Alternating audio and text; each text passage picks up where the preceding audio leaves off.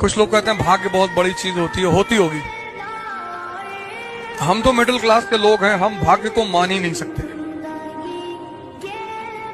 अगर हमने भाग्य मान लिया तो हमारे जीवन से एक चीज खत्म हो जाएगी, वो है संघर्ष। और अगर वो खत्म हुई तो हम गए। अब सचिन तेंदुलकर अगर भाग्य माने तो उनका बिगड़ेगा ही क्या? सब कुछ तो मिल चुका है। लेकिन अगर हम मानेंगे तो बहुत गड़बड़ हो जाएगी।